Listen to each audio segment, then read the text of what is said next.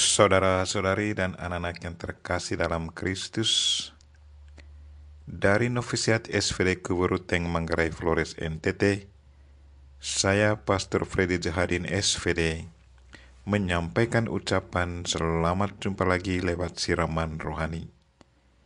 Hari ini Minggu 24 Juli 2022. Injil hari ini diambil dari Lukas bab 11 ayat 1 sampai 13. Bersama para murid Kristus, kita meminta Tuhan untuk mengajar kita berdoa.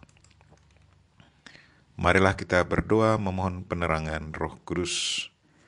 Dalam nama Bapa dan Putra dan Roh Kudus. Amin. Tuhan dan Allah kami, puji dan syukur kami haturkan kepadamu karena Engkau mengajar kami berdoa yang benar.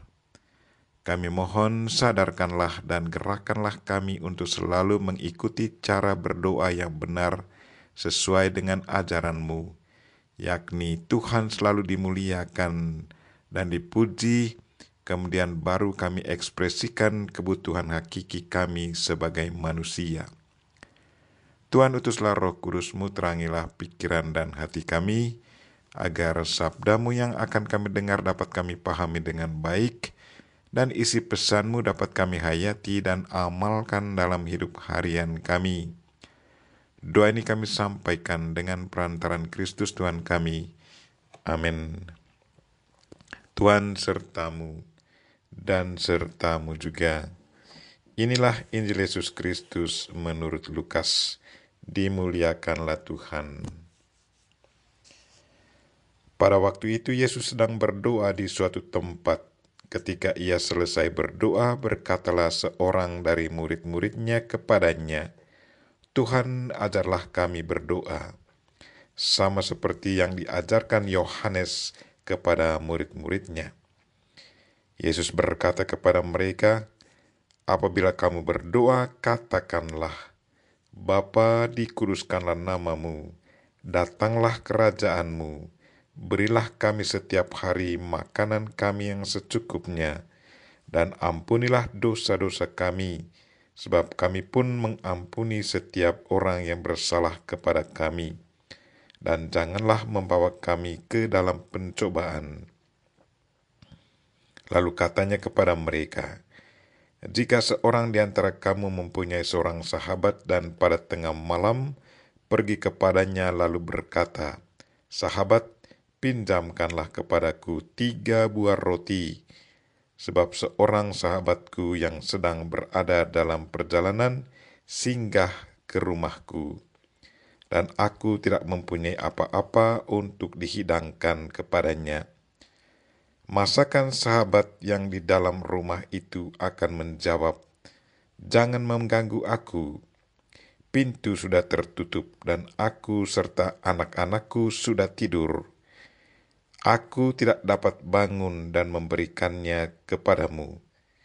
Aku berkata kepadamu, sekalipun dia tidak mau bangun dan tidak mau memberikan sesuatu kepadanya, meskipun ia itu sahabatnya, namun karena sikap sahabatnya yang tidak malu itu, ia akan bangun juga dan memberikan kepadanya apa yang dia perlukan.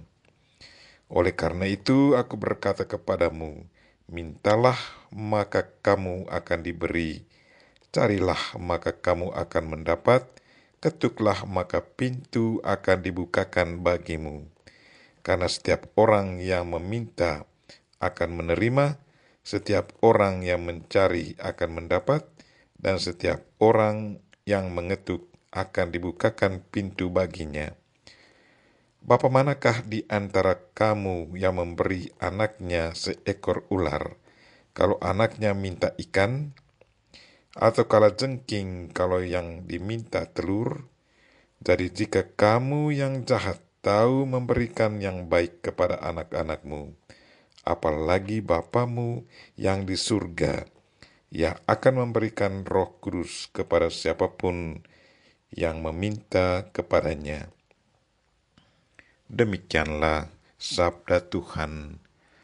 Terpujilah Kristus.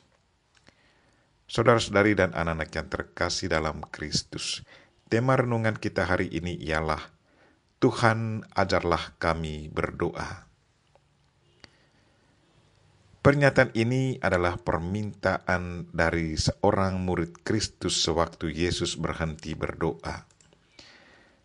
Dua bacaan hari ini, bacaan pertama dari Kejadian dan Injil Lukas, memberi kita beberapa cara berdoa yang benar. Yang pertama, Abraham mengajar kita untuk mendekati Tuhan dengan sopan dan dengan perasaan tak pantas di hadapan Allah. Apakah engkau akan membinasakan orang benar bersama orang fasik? Abraham mengungkapkan permintaan dengan cara yang begitu halus. Dia memohon sekiranya bisa dipertimbangkan mengenai orang benar. Abraham juga merasa tidak layak untuk berbicara. Janganlah kiranya Tuhan murka kalau aku berkata lagi. Namun dia ingin mendapatkan izin untuk berbicara. Ini merupakan teladan yang sangat baik. Kita memang tidak pantas untuk berbicara kepada Tuhan karena kita manusia berdosa. Tuhan tidak bisa dibandingkan dengan kita. Karena itu, tatkala berbicara dengan Tuhan, sikap sembah sujud, hormat bakti, rendah hati, sopan, halus, dan bahkan dengan perasaan tak pantas, hendaknya melekat erat dalam diri kita. Mengapa? Sebab yang ada di hadapan kita, yang menjadi lawan bicara kita, adalah Yang Maha Kuasa, Tuhan yang kudus. Namun karena belas kasih-Nya yang sangat besar, Allah yang Maha Kuasa itu menjadikan kita orang yang pantas untuk berbicara dengan Dia. Kerahiman Allah menghapus hutang dosa dan menghidupkan kita bersama Kristus. Karena Kristus, kita menjadi orang yang pantas untuk berbicara dengan Yang Maha Kuasa, dengan Tuhan. Yang kedua, Yesus mengajar kita agar di awal doa, kita harus selalu menyapa Allah dengan sapaan Bapa. Yesus meminta kita agar nama Bapa itu dikuduskan dan dimuliakan. Kemudian Yesus mengingatkan para murid agar dalam doa meminta kerajaan Allah datang, sehingga kehendaknya bisa terjadi. Selain memuji dan memuliakan Tuhan, Yesus mengajar para murid-Nya meminta 4 hal yang paling penting dalam hidup manusia. Yang pertama, rezeki atau makanan untuk hidup. Yang kedua, pengampunan dan saling mengampuni untuk kedamaian hidup. Yang ketiga, dalam doa meminta Bapa untuk menjaga para murid agar jangan masuk dalam pencobaan. Dan yang keempat, meminta Bapa agar dibebaskan dari segala yang jahat. Inilah bentuk doa yang Tuhan Yesus ajarkan kepada murid-Nya. Saudara-saudari dan anak-anak yang terkasih dalam Kristus. Jadi dalam doa hendaknya bukan hanya manusia saja yang berbicara, melainkan Tuhan juga harus punya kesempatan untuk berbicara. Kita harus berusaha untuk bisa mendengarkan Tuhan. Kita belajar dari Abraham.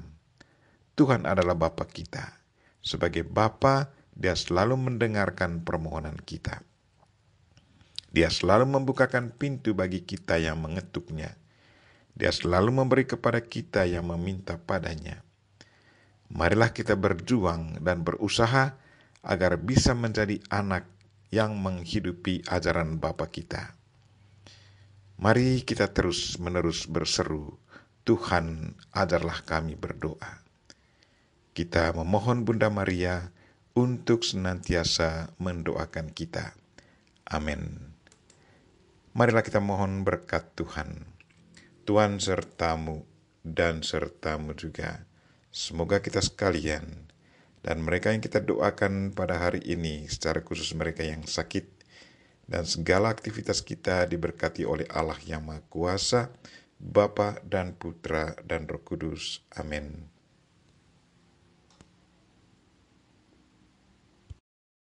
Terima kasih sudah nonton. Jangan lupa like, subscribe, dan share ya.